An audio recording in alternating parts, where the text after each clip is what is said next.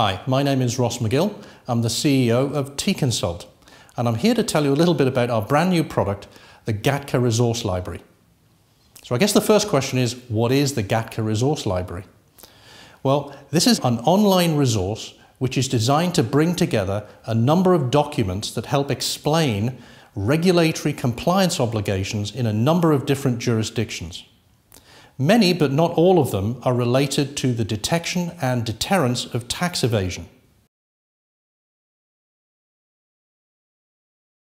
The GATCA library has an extensive set of documents related to the US FATCA regulations and also to the OECD's CRS, Common Reporting Standards, and Automatic Exchange of Information Program. You're probably asking yourself right now, what is GATCA? Well, GATCA is an acronym. It stands for the Global Account Tax Compliance Act. But there isn't actually an act called that in any jurisdiction. This is a description of a number of different regulations, including FATCA, including CRS. All of them are designed to look at tax evasion. The global word for all of those regulations in all of the different jurisdictions is called GATCA. Hence the name, the GATCA Resource Library.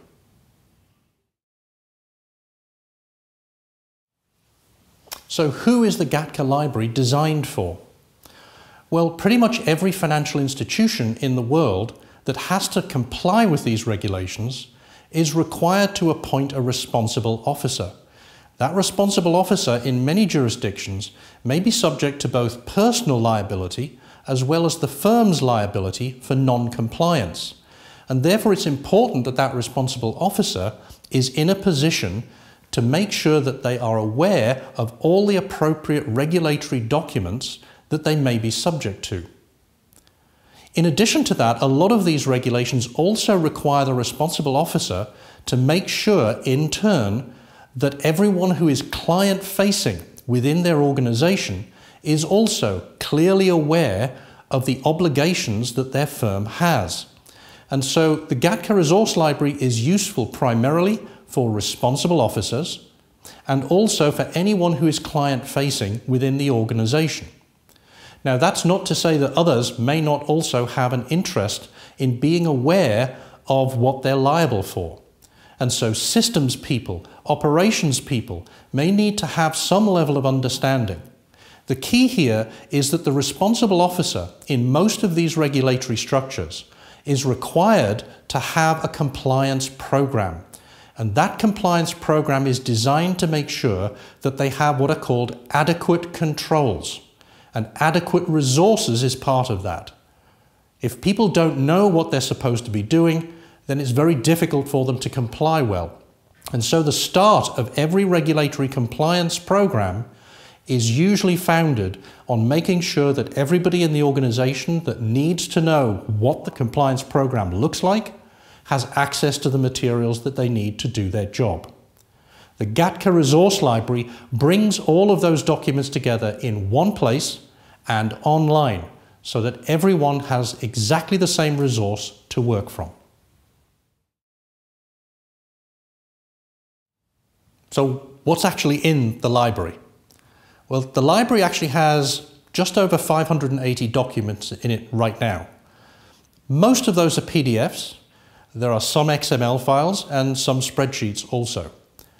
They're structured in folders so that it's easy to navigate once you know which regulatory structure you want to look at.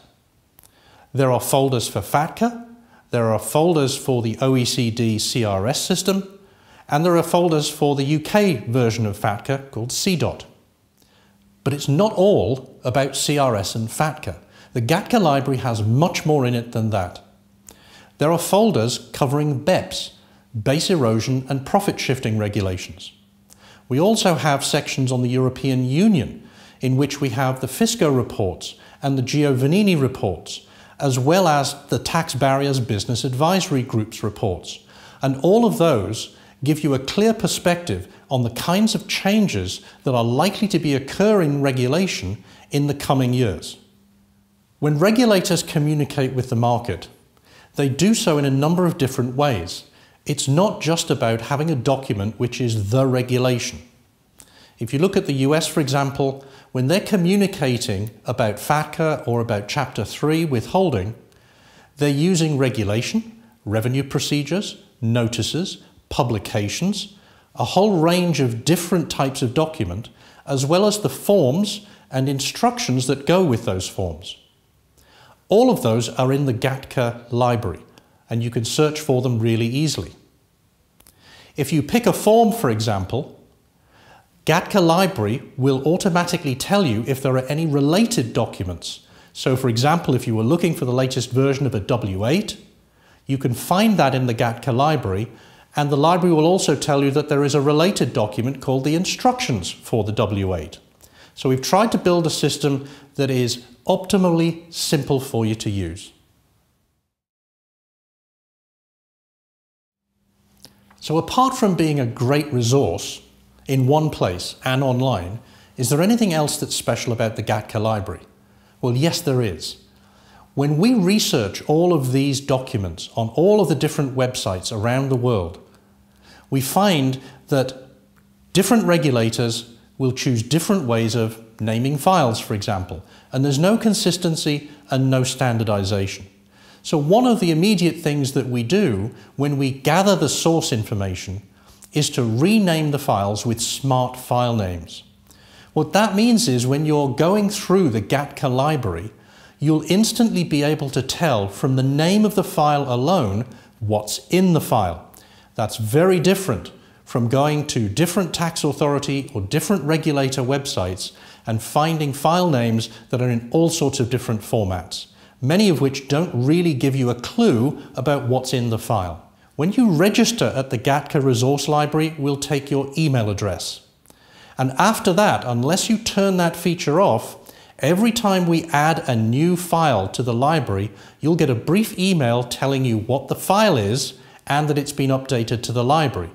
You'll also get a link in that email so that you'll be able to click the link and go straight to that document to be able to review it if it's important to your job. What I've found in my consulting and training activities is that having the documentation is all very well, but most responsible officers and most people in relationship management, for example, in financial institutions, really value having third-party input, their commentary on what's going on in the industry. And so the GATCA Resource Library also includes links to podcasts and articles, and also links to blogs so that you can read around the subject and understand what subject matter experts all over the world think about the kinds of documents that regulators are issuing. So having the GATCA Resource Library, I think you'll agree, is going to be a pretty useful tool for you to have. But it's not going to be a static tool. What's coming up next? Well, we're adding documents to this library every single day. But we're not perfect. There may be documents that you think should be in there, areas that should be covered which aren't currently covered. If you spot one of those, then please just drop us a line. We'll go do the research, we'll do the smart naming of the files, and then you should, over a small period of time, see those documents arriving, and some of them may even have their own folder structures. We're very keen to make this a really useful tool that covers a wide range of regulatory compliance issues. The GATCA app will have all of the same documentation, it has all of the same structure as the GATCA Resource Library online. The only difference between the two is that the GATCA Resource Library is updated in real time, whereas the GATCA app is updated quarterly. But the GATCA app allows you to make sure that you have access to these documents and to the library wherever you are, even if you don't have access to the internet. So in essence, if you're traveling on the underground, or you're in a location where you can't get access to the internet but you need to be able to look at one of these documents, you can do so as long as you have the GATCA app. Now the GATCA app at the moment is only an iOS application, but we are in the process of looking at an Android version of it. So the maximum number of people can have access to the GATCA Resource Library, whether they're on the move or sitting at their desks. I hope this has been a useful and informative video. I hope that you decide to subscribe to the GATCA Library. You could, of course, go and find all of these documents anywhere you like because they're all on various websites around the world. But we've done the work for you. All of these documents are public domain information. The value that we bring is in being able to curate all of these documents, give them smart file names, give you email notifications when they change, and keep everything up to date in one place at one time. Thank you for your attention, and I hope you decide to subscribe to the GATCA Resource Library.